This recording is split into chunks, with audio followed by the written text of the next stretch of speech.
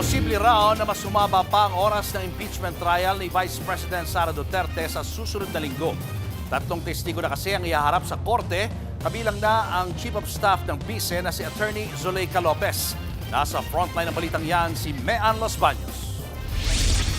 Mula isang testigo sa loob ng 3 araw, target naman ng impeachment court na 3 testigo ang maisalang sa 3 magkakasunod na araw sa susunod na linggo. Sa Lunes, ipipresenta ng prosekusyon ng NBI Regional Director na si Attorney Jeremy Lotok para sa Article 4 ng impeachment case. Ang umano'y pagbabanta ni Vice President Sara Duterte laban kay Pangulong Bongbong Marcos. Sa Martes, nakatakdang tumestigo ang Chief of Staff ng BICE na si Attorney Zuleika Lopez na sa ngayon ay isa palang regular na witness.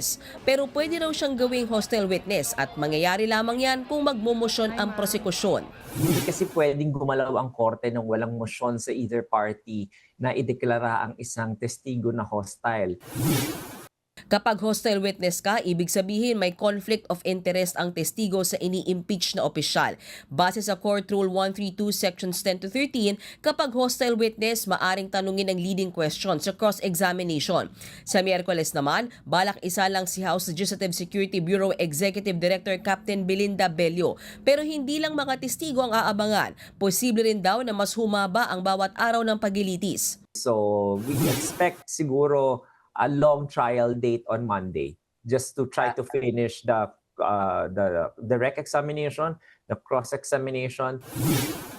Ito pang isang inaabangan sa Lunes, ang paghahain ng memoranda ng prosekusyon at depensa kaugnay ng hiling na ipasapina ang tax records at bank records ni VP Sara at ng kanyang asawang si Attorney Man Scarpio. At sa Miyerkules naman, magtatapat ang magkabilang panig sa tig sa 10 minutong oral arguments. Pagkatapos niyan, maaring diretsyo nang magpasya ang presiding officer kung maglalabas ng sapina. Pero kapag may senator judge na tumutol, baka mauwi ito sa botohan ng senator judges. Samantala, aabangan pa rin kung sisipot si VP Sara lalo't ang kanyang Chief of Staff ang haharap sa korte sa Martes. Ayon kay impeachment spokesperson Attorney Reggie Tonggol, araw-araw raw nakahanda ang impeachment court sakaling dumating ang BICE. Ready ang holding room at kung papasok naman mismo sa impeachment court, sa VIP gallery uupo si VP Sara para subaybayan ang sarili niyang pagilitis. Nagbabalita mula sa Frontline, Mean Los Baños, News 5. Mga kapatid, Julius Babaw po. Para sa komprehensibo at makabuluhang balitaan at talakayan, mag-follow at mag-subscribe na sa social media pages ng News 5.